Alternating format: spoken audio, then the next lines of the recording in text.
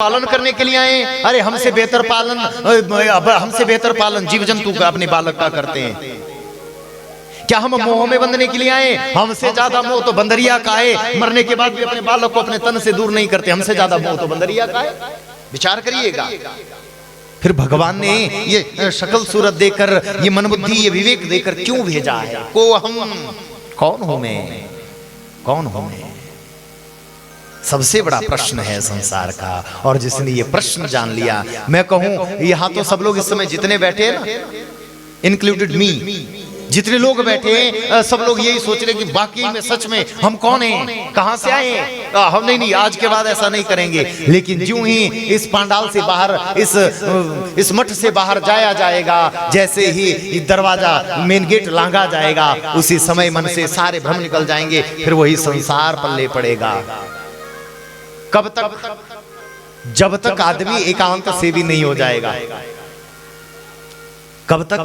जब तक आदमी अकेले बैठ करके स्वयं से चिंतन नहीं करेगा। मैं बोल रहा हूं, आप चिंतन कर रहे हैं, एक अलग बात है। लेकिन जब तक ये चेतनता हमारे मन मस्तिष्क में नहीं आएगी, अकेले बैठ करके हम नहीं सोचेंगे मैं कौन हूं, तब तक ये बोध की, ज्ञान की प्राप्ति नहीं होगी।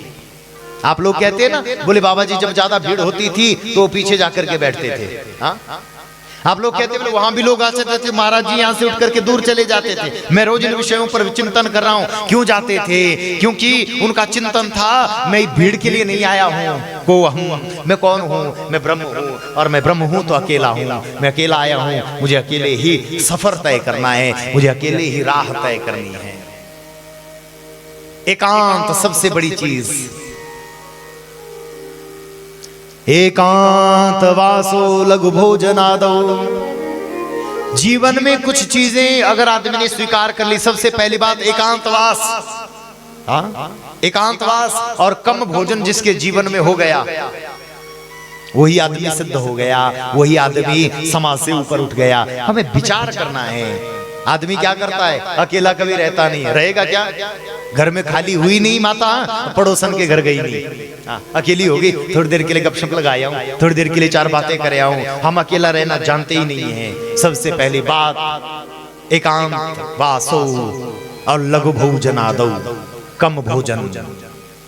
जहां 4 रोटी खाते हो, 2 रोटी खाना शुरू कर दो। कम भोजन लेना प्रारंभ कर दो और चिंतन एक रखो, मैं कौन हूं, मैं क्यों आया हूं, क्यों आया हूं। मौत की गोद में जब सोना होगा, कोई तकिया ना बिछौना होगा। हम होंगे, हमारी तन्हाई होगी और शमशान का एक कोना होगा। कुछ हमारा नहीं है, कुछ हमारा नहीं। इसलिए विवेक से, विचार से हम लोग सोचे क्यों आए हैं, क्यों आए हैं, हमारा आना क्यों हुआ है।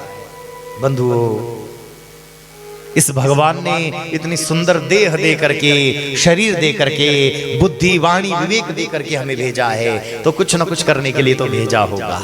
मैंने कहा किसी न किसी कार्य के लिए तो अवश्य भेजा होगा। मैंने कहा परिवार के लिए अगर भेजा होगा तो परिवार तो महाराज सबके होते हैं, जीव जंतुओं के भी परिवार हैं। एक चिड़िया भी घोंसला बना बना करके बालकों को जन्म देती है। और लेकिन सुनो, एक समय आता है जब वो चिड़िया का बालक बड़ा हो जाता है तो फिर उस पिंजड़े को छोड़ करके उड़ जाता है। ऐसे ही हमारे साथ भी होने वाला है। जो कुछ मिला है वो एक दिन छोड़ करके, वो उस पिंजड़े को छोड़ करके, वो उस घोंसले को छोड़ करके चला जाएगा। हमें भी जाना है, सबको जाना है। इसलिए विचार करना है, हम लोग कौन हैं, हम क्यों हैं, हमारा जीवन क्यों है, हमें क्या करना है।